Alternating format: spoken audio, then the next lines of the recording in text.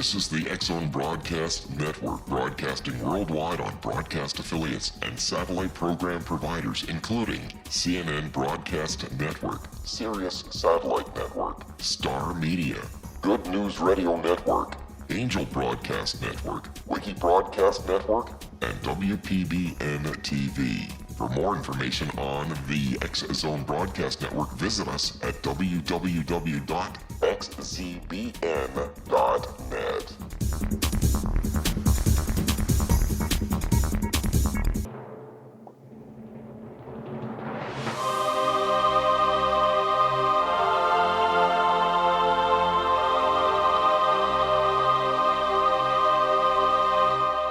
The Science of Magic with Gwilda Wiyaka is largely an opinion talk show. All opinions, comments, or statements of fact expressed by Gwilda Wiyaka's guests are strictly their own and are not to be construed as those of the Science of Magic or endorsed in any manner by Gwilda Wiyaka, Relmar McConnell Media Company, its affiliated networks, stations, or employees.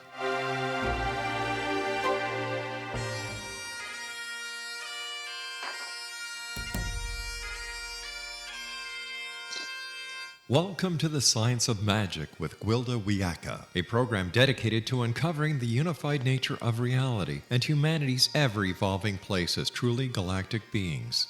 For more information on the Science of Magic with Gwilda Wiyaka, visit us online at www.thescienceofmagic.net.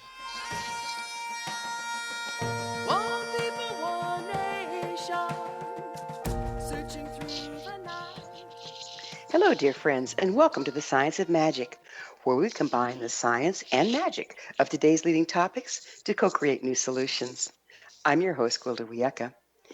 This hour we'll be exploring messages from the hidden worlds.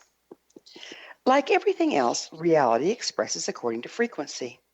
Yet, the linear mind does not decipher frequencies. In order to put frequencies into a framework the mind can understand, they're allegorically represented in the imagination. We use the resulting metaphorical symbols to translate frequency into a holographic form that's user-friendly to the linear mind. Thus, what we consider to be physical reality is actually a hologram, comprised of a series of compartmentalized collections of symbols. But what of all the quantum space between the compartments of perceived reality?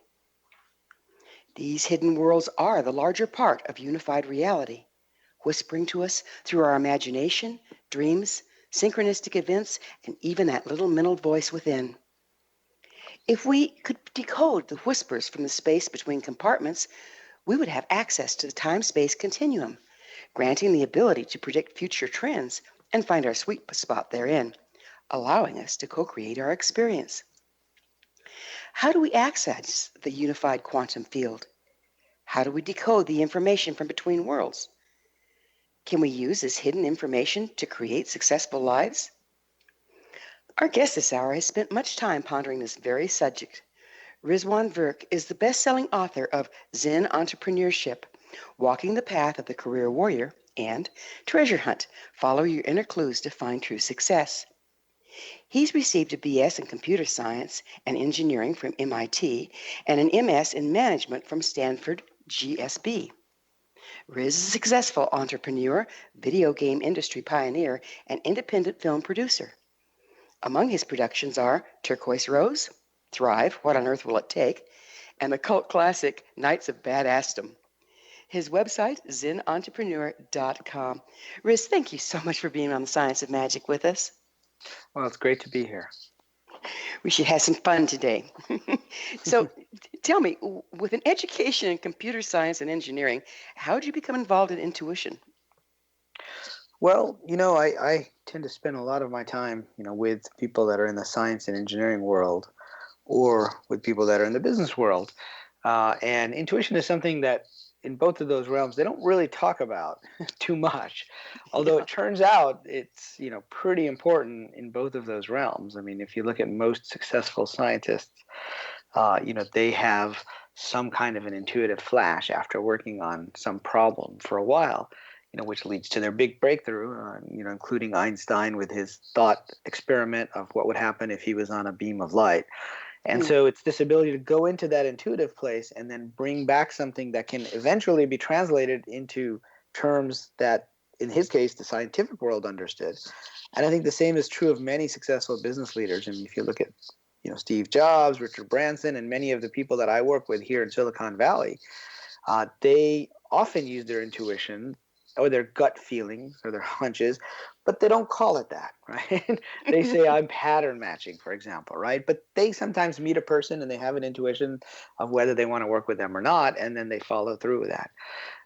And so in my own career, I started to see, examples of hunches and things appearing in both my intuition and in my dreams, which would then, manifest in the real world. And I started to ask myself questions about what caused what, when I remember one day I had a dream of a competitor that I hadn't heard of in over a year one morning, and I thought, that's odd. I haven't dreamt of or even thought about this person in a long time. And that morning I got a call. We're gonna have to pick up on the dreamscape on the other side of a short commercial break.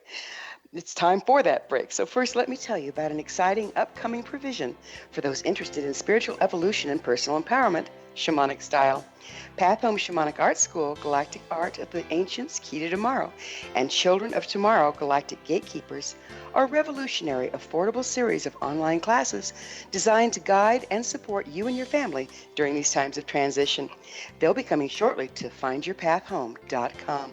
Riz and I will return shortly and talk about dreams and intuition, so don't go away. You're listening to The Science of Magic, aired daily on xzbn.net. Prior episode.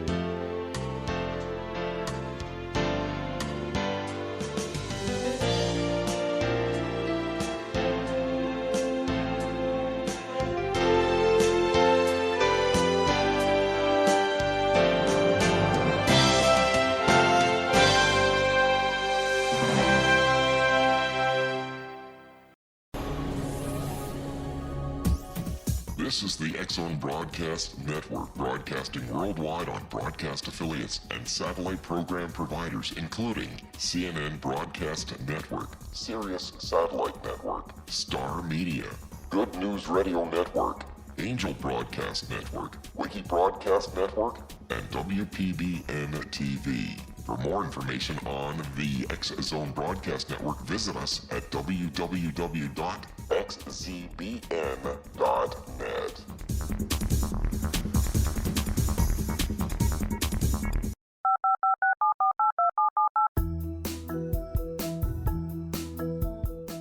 Did you know that when you're on the road with limited data or Wi-Fi, you can still listen to the X-Zone Radio Show with Rob McConnell, The Science of Magic with Gwilda Wiyaka, X-1, Dimension X, Space Patrol, and every minute of the X-Zone Broadcast Network by calling 213-401-0080, courtesy of Audio Now.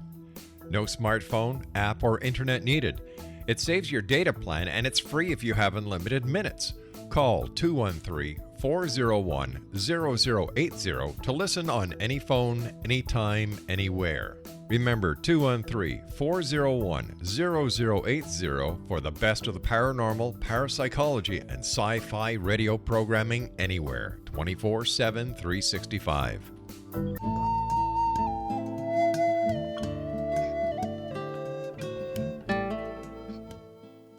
Welcome back. This is The Science of Magic, dedicated to unification and evolution of consciousness.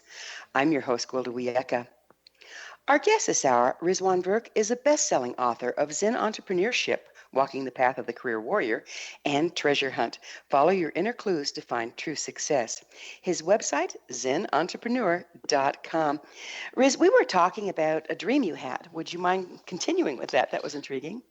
Sure. And this was, one of many experiences that I had when I was starting my first company just out of MIT that made me question, kind of the solidity of the world and the standard cause-effect relationship that we talk about. So in the new book, Treasure Hunt, I talk about the rules of treasure hunting. And the first rule is it unusual? And in this case, I had a dream about a competitor of ours that I said, as I mentioned, I hadn't heard from in over a year. I hadn't really thought about that person. And so it was a little unusual. So I woke up thinking, why did I have a dream with this competitor, this guy? I haven't heard from him in over a year. So I went into the office of my first startup, and I recount this experience in Zen entrepreneurship. And I got a call as soon as I got in the office from IBM saying that they were going to create a product which was going to compete with ours and possibly might crush our product, and they just wanted to give me a heads up. And I said, well, wait, if you're going to create a product that's going to crush ours, how did that happen? I never heard anything about this. And they said, oh, it's because we bought that company that was a competitor of yours about a year ago.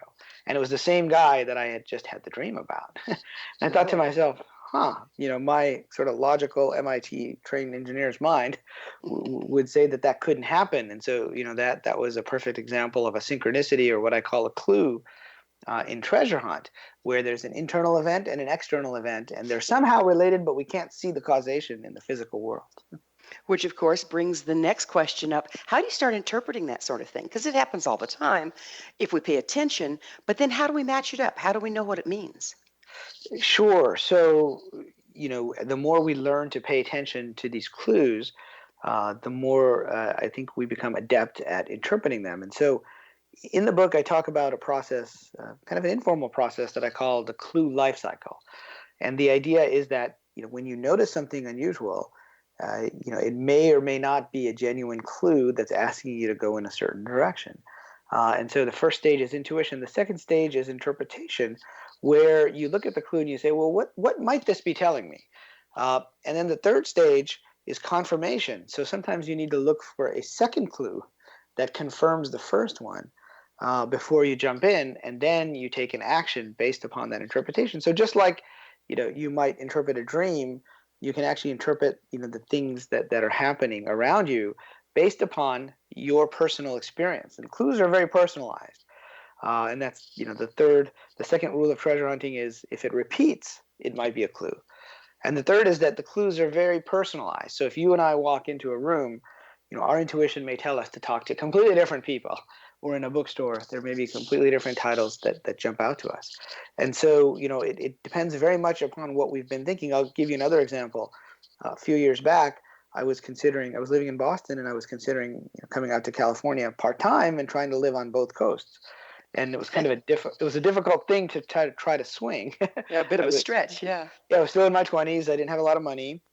And as I was walking around New England, I started to see mermaids everywhere, and not real mermaids, but statues of mermaids. Now, the funny thing is, those statues had been there. I'd been living in Boston for over 10 years, and I had never noticed them before, but they had been there all along in all these seaside towns.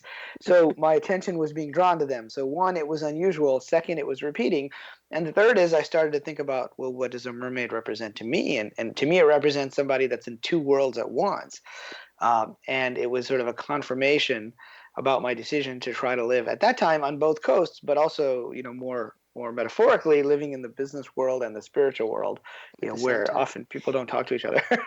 Well, that also brings up another question for me is, it seems to me like dreams and intuitions can have more than one meaning, and it might have a meaning at the time, and then you might find later that it was also precognizant. Would you speak to that? Yeah, I mean that's very true. And so let's take that example of of the mermaid and wanting to live in both coasts, the East Coast and the West Coast. So that was sort of one meaning.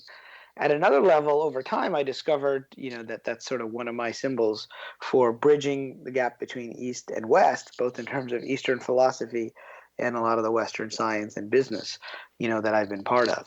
And so dream symbols are often what psychologists call overdetermined, which means they have more than one meaning or more than one interpretation. And all of those interpretations, can be true. And the same is true with clues. And so the clue life cycle, after you take an action, later you look for validation of that, and then you look for the next clue in that series of clues. And that might happen over a very long period of time. So it may not happen right away.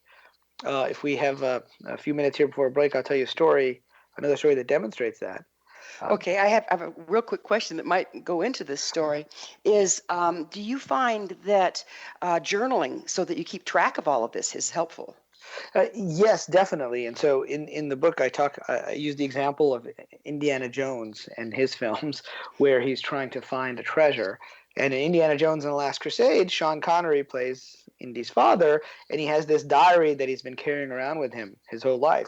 He calls it his Grail diary because he's looking for the Holy Grail, and he writes down his clues in that book over time. And that's really, something I recommend, is to have your own book of clues and to write down these clues as they happen, because you need to draw connections, sometimes over many many years, as in the case of Indiana Jones's father, which he discovered where the Holy Grail was in that movie many years later. Yeah, it's amazing, isn't it? And so you had a story to tell. Oh yeah, so this is a simple example of a story where a clue might manifest itself years later.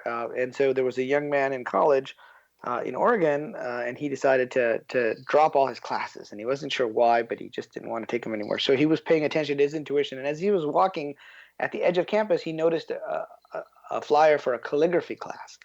And he said, "Oh, that's calling to me." And he wasn't sure exactly why, but he decided to take that class instead of the normal classes that he should have been taking.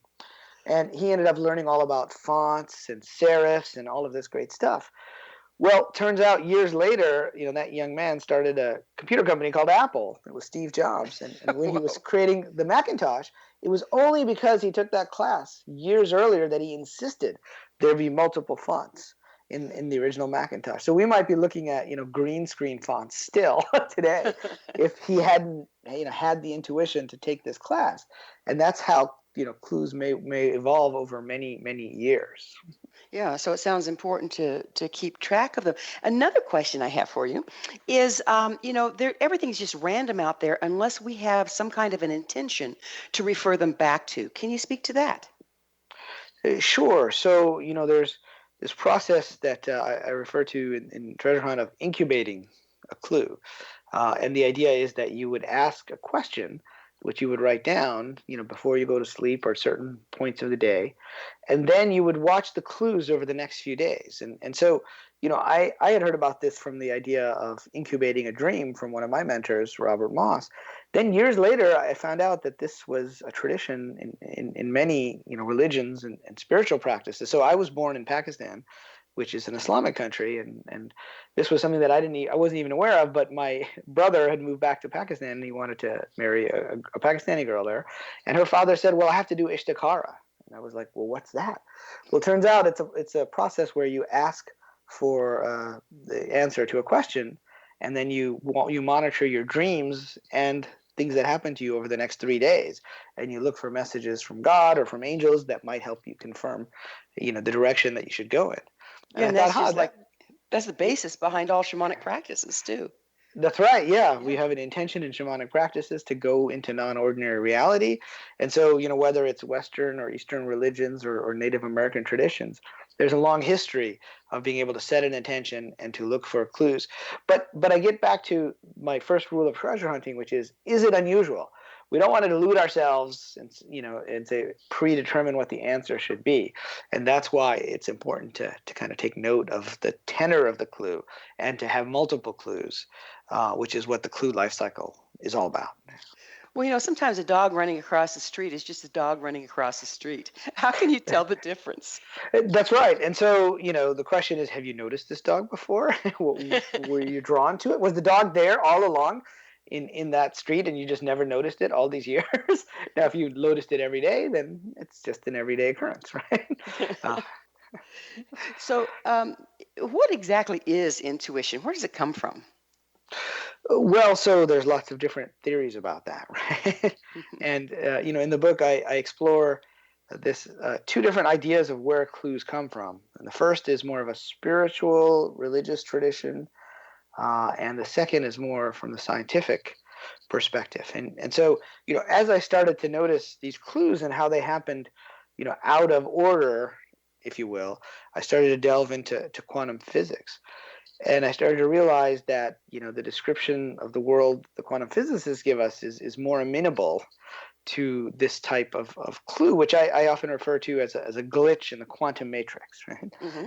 And in quantum physics, there's this idea that every time we make a decision, the world branches, and so you end up in parallel universes or parallel worlds. And the idea is that there are multiple future selves that are calling to you. And if you tune into one of those future selves, that makes that particular pathway more likely than the other ones.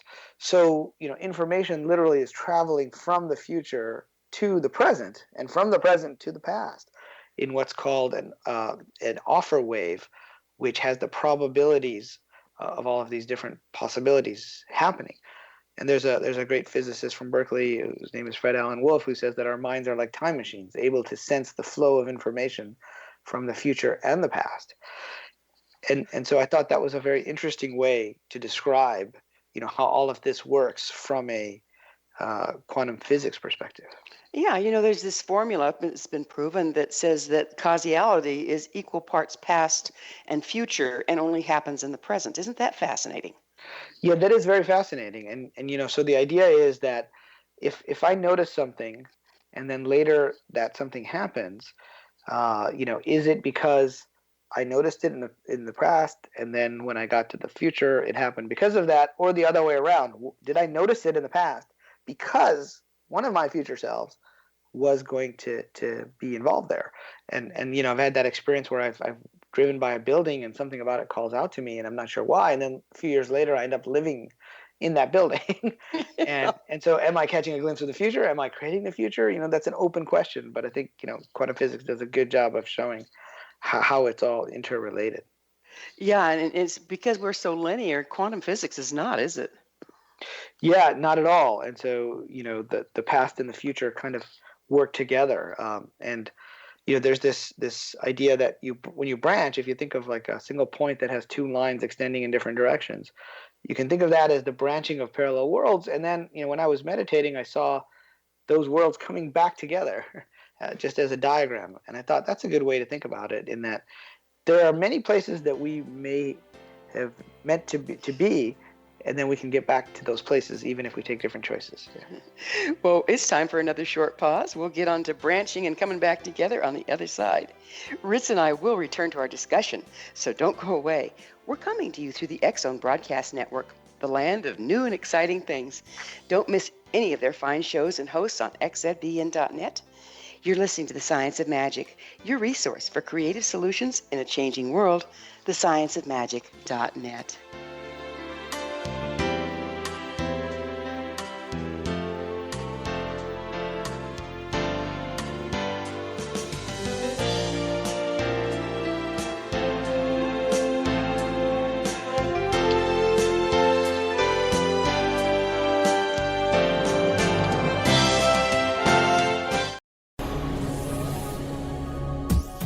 This is the X-Zone Broadcast Network, broadcasting worldwide on broadcast affiliates and satellite program providers, including CNN Broadcast Network, Sirius Satellite Network, Star Media, Good News Radio Network, Angel Broadcast Network, Wiki Broadcast Network, and WPBN TV. For more information on the X-Zone Broadcast Network, visit us at www.xzbn.net.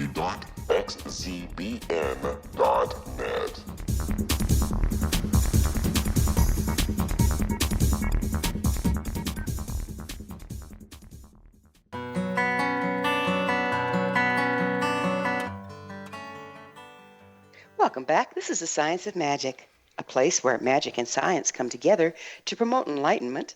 I'm your host, Gwilda Wiyaka.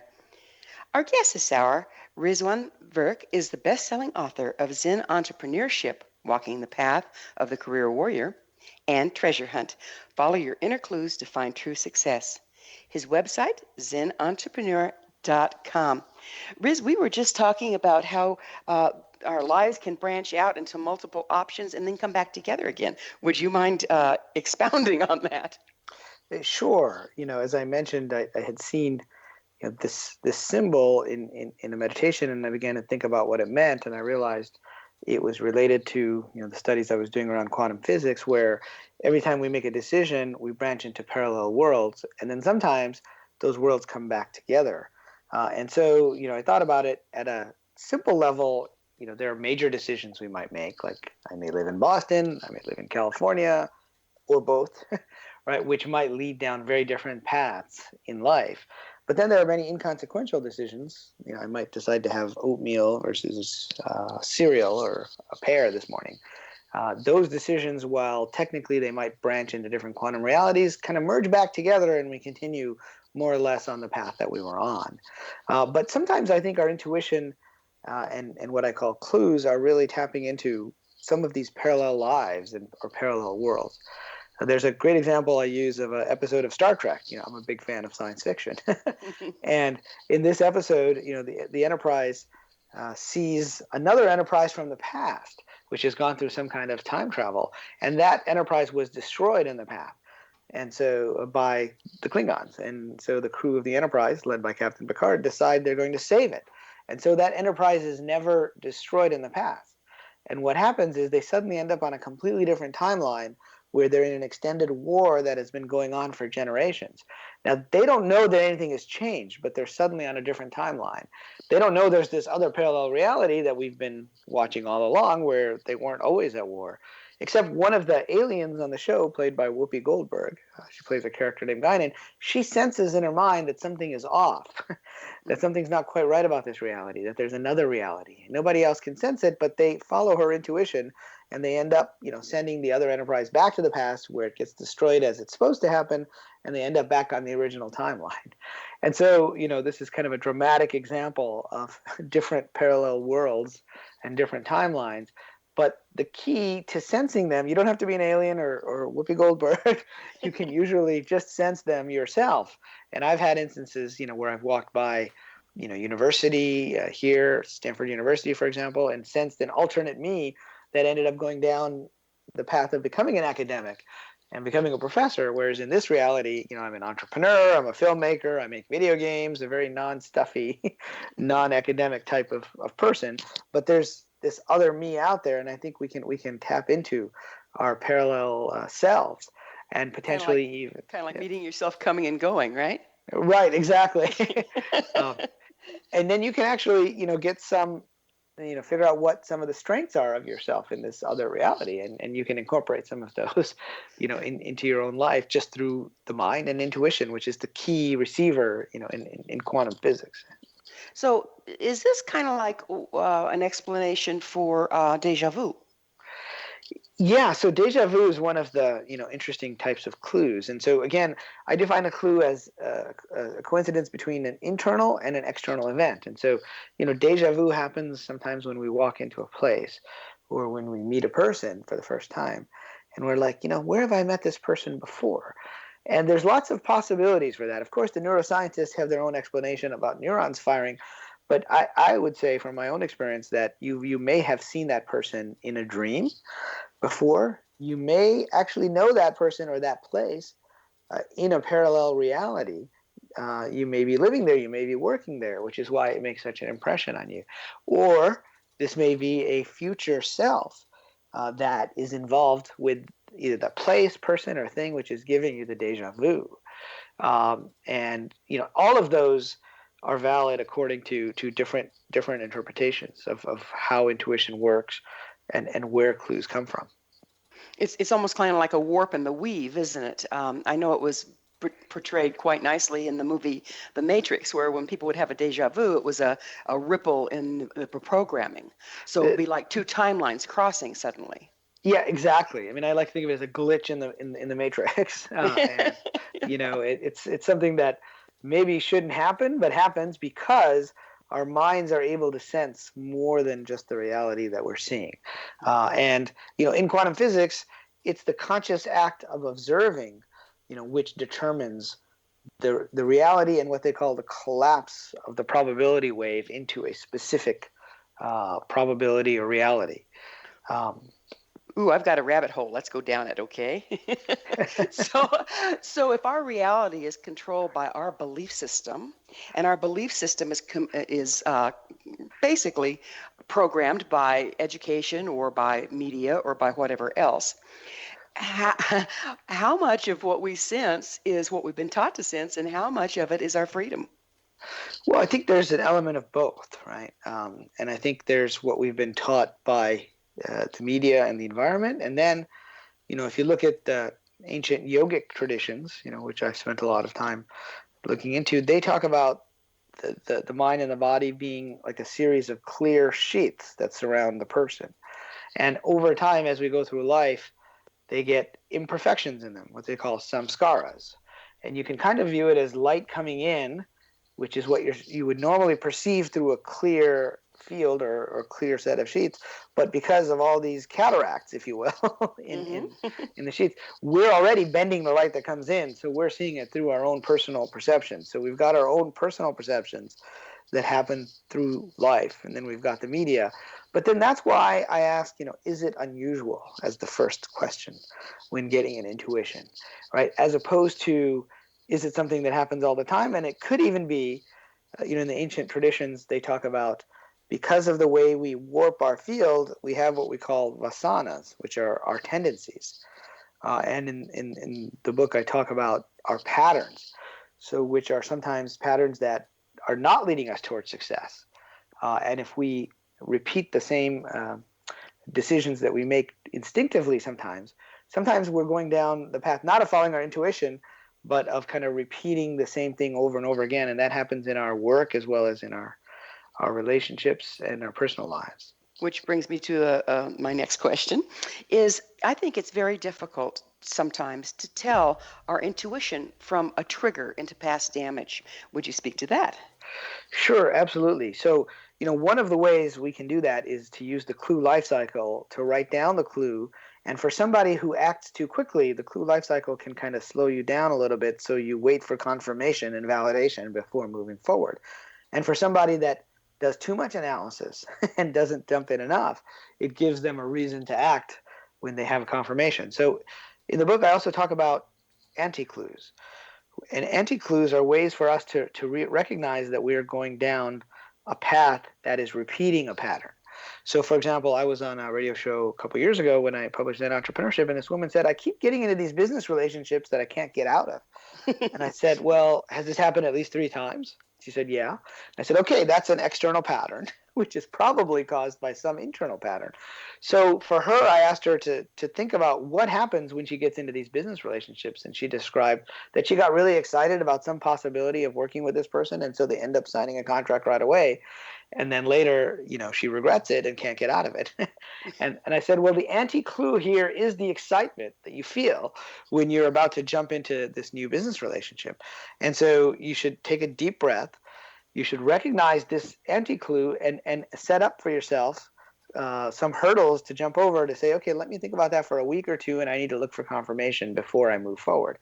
And so, our clues and anti-clues are basically indications of our patterns. And I like to say that our patterns are like dragons.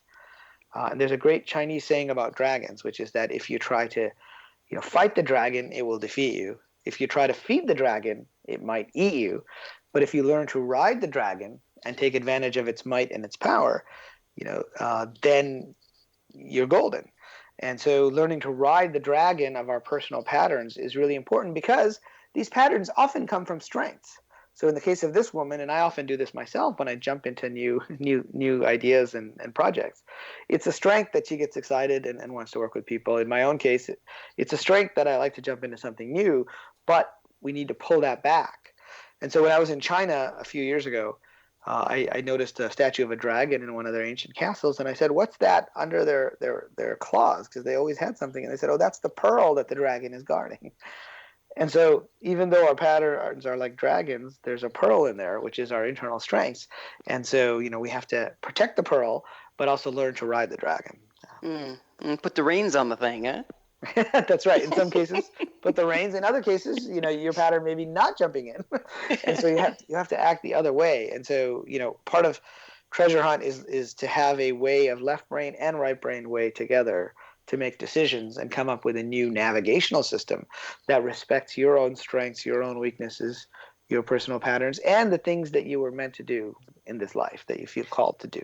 So you're triangulating between intention, patterns, and intuition, logic and intuition. That's right. Yeah. So try to find a middle point between all of those, because the problem is not that that we should never use logic. It's that we shouldn't use too much logic, and not that we should use intuition all the time, because sometimes we can delude ourselves, and so we have to confirm and validate the intuition. So bouncing back and forth. That's right. Yeah. So in fact, I was at Stanford Business School, and our professor taught us, all about putting together these spreadsheets, and you laid out all the probabilities, and you said this choice is the best expected value. And then I raised my hand and I said, well, what if you change, the values over here on the left? He goes, well, then everything changes. And so logic alone wasn't enough. He said that's why, you, the manager or the person making the decision, have to also trust your gut. That's why they pay you the big bucks, is to make that decision. It's not just about looking at logic. It's about combining that with your own intuition, I think. So let me see if I've got this right. So logic works within your compartments, and intuition works within the space between. Yeah, that's a good way, I think, of describing it. And yet we've been taught to ignore that. We have, and it's partly because we don't, in our media, we don't talk about some of the intuition that people have had to follow, to become successful. And, again, I'm in Silicon Valley, and there's a lot of venture capitalists here. One of the stories I recall in the book is a venture capitalist who made a decision about investing in a company based on synchronicity, but of course he didn't call it that. And so he was thinking of investing in this company, which allowed you to watch video on your phone. This was years ago. So this was like, kind of pre-iPhone. And he wasn't sure if he should do the investment. He went to a baseball game here in San Francisco, and he was sitting up in the stands. And right in front of him, there was a man with his young son who were trying to watch the game. And that's when you may be getting a message is when somebody's right in your line of sight. You can't ignore them. And turns out his son, the young boy, was a little vision impaired, and so he couldn't see what was going on. And so he overheard him say to his dad, I wish I could watch the game right here on my phone so that I could see what's going on. And so that external event tied to something he had been thinking about, which was making this investment in this company. And there's the synchronicity. We're going to have to take another quick break. We'll pick up with synchronicity on the other side. Ritz and I will be back shortly, so don't leave us now. This is The Science of Magic, your resource to altruistic professionals of science and the esoteric, working to create common ground for the betterment of our world. Join our email family to receive our amazing topic-driven episode collections at thescienceofmagic.net.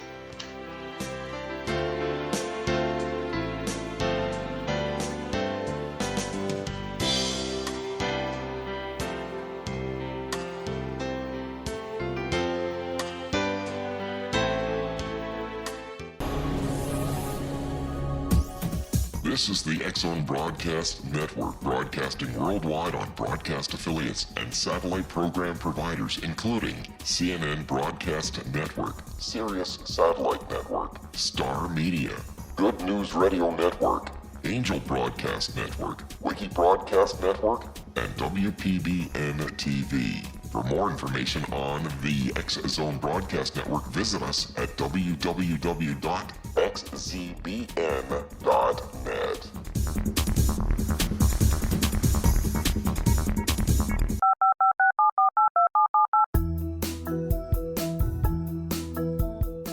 Did you know that when you're on the road with limited data or Wi-Fi, you can still listen to the X-Zone Radio Show with Rob McConnell, The Science of Magic with Gwilda Wiyaka, X-1, Dimension X, Space Patrol, and every minute of the X-Zone Broadcast Network by calling 213-401-0080, courtesy of Audio Now. No smartphone, app, or internet needed. It saves your data plan, and it's free if you have unlimited minutes. Call 213-401-0080 to listen on any phone, anytime, anywhere. Remember 213-401-0080 for the best of the paranormal, parapsychology, and sci-fi radio programming anywhere, 24/7, 365.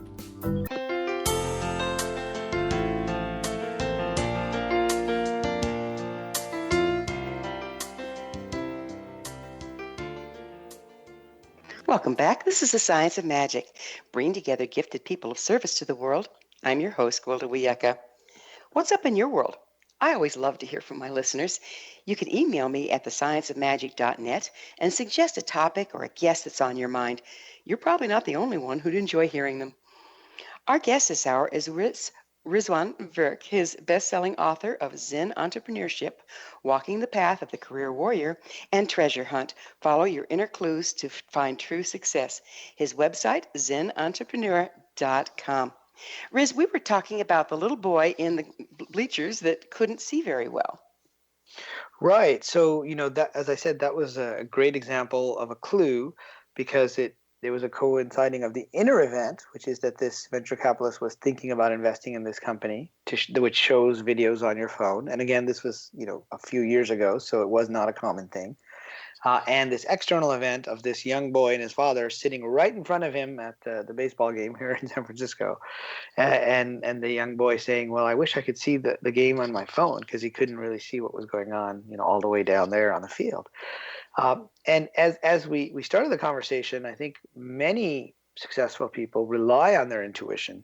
Now, in this case, that venture capitalist ended up investing in the company, but now it wasn't just the intuition. So that was a confirmation of something that he had been exploring. And so he still had to do all the work that he would normally do in making an investment and validate the projections. He had to do all the left brain stuff. But often, it's a matter of bringing the intuition into the physical world and then doing the work of translation into a language, that people will understand. And then you can kind of have the best of both worlds. You can make things happen in your career based on the clues and intuition, but also based upon justification to other people. So basically, this information is coming to us through all sorts of different symbology, and then we have to translate it into logic before we can present it. That's right. And sometimes we have to quiet our minds to be able to see it. There's a great quote from Steven Spielberg. He says that he always tells his kids that dreams are like whispers, and he put his hand on his side of his head and he said it's kind of whispering in your ear. And then he puts his hand in front of his head and said there's all this loud stuff coming at us every day, and we have to kind of stop listening to all that and listen to the whisper, or the little voice, as I like to call it, and then we have to translate it. And both are important. There's a great story about Leo Szilard, who is a physicist who not many people know about, but he had been looking into atomic phenomena. And when he was in London, he was about to cross the street, and something about the lights changing, gave him an idea, and he just stopped in the middle of the road as he thought about atomic physics and how if you could release a neutron, you could have this sustained chain reaction. Well, he basically come up with the idea for the atomic bomb. He wrote it down. He wrote it down and he gave it to, the British War Office, and they had no idea what to do with it. They're like, "Well, very good, jolly good, thank you," right? They just kind of put it away because he hadn't translated into a language that they would understand. Years later, they were worried the Germans were making the bomb, and he was in the U.S. He went to Einstein, who then, talked to a friend of his who took it to President Roosevelt, and he put it in terms that President Roosevelt could understand. And so, I bring this up more as an example of translating an intuition into language that can be understood by the people that can help you, to get there. More than, we should all create atomic bombs. That's not the point. But, no atomic bombs, right? Yes, exactly. So, Riz, how can we use this hidden information to create successful lives?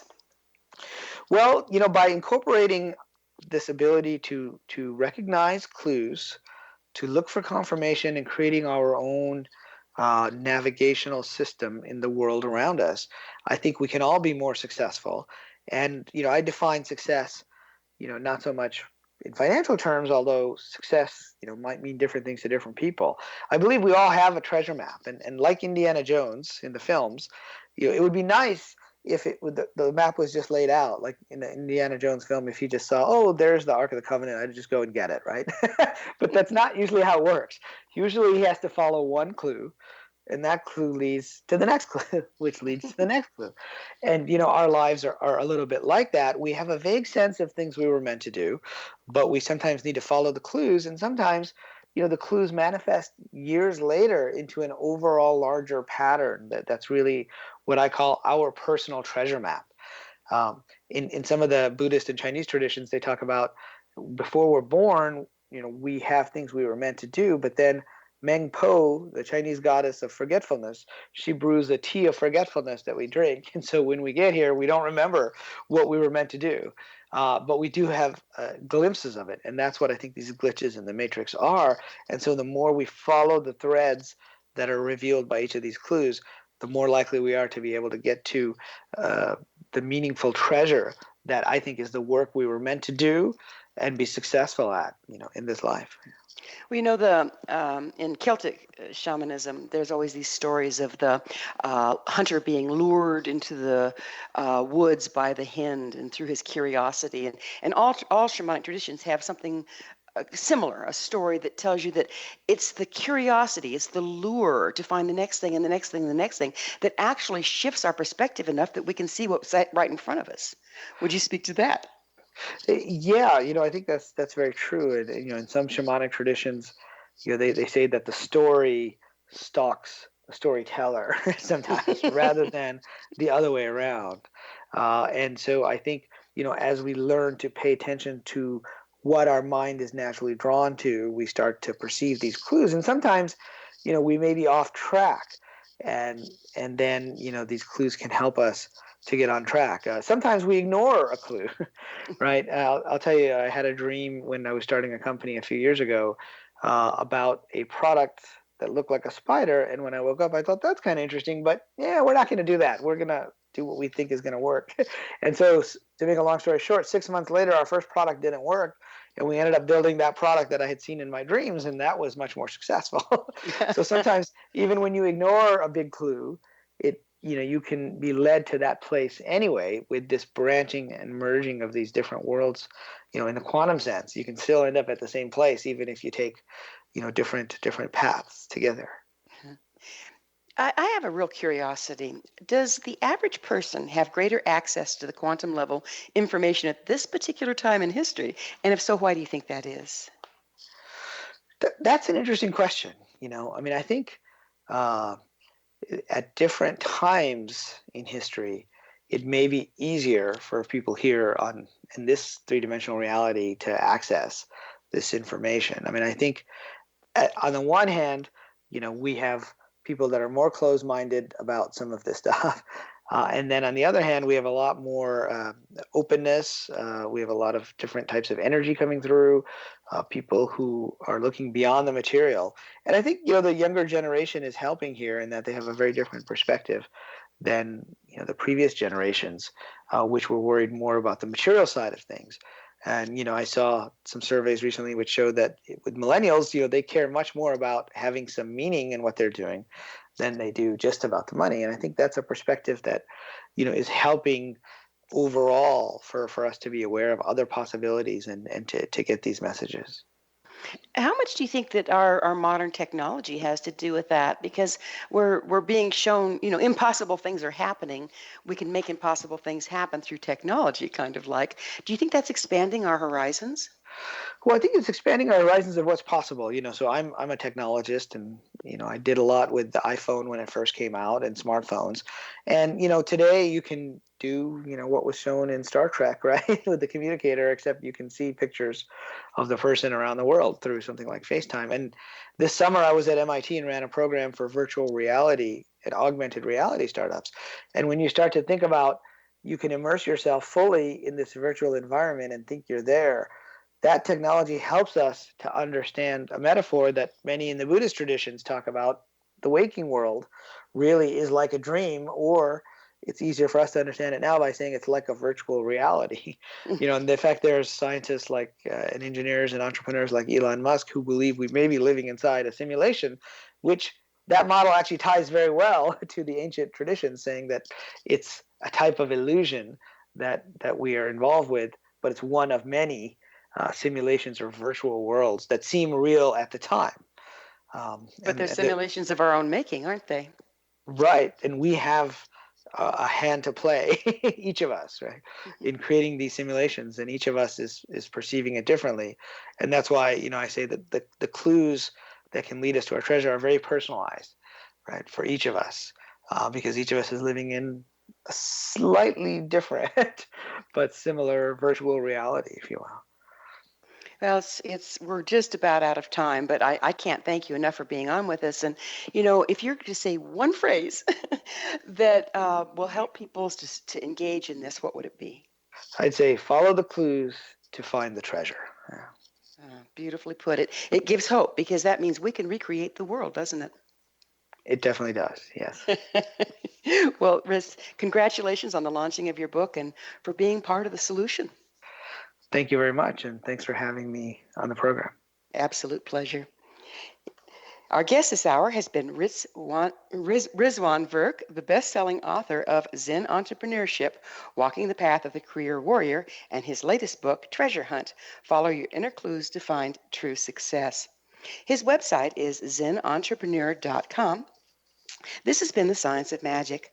Join our email family to be the first to receive our thought-provoking, topic-driven episode collections at our website, thescienceofmagic.net. Until next time, dear ones, may you be blessed with knowledge and comforted with love as you follow your inner clues and create a new world.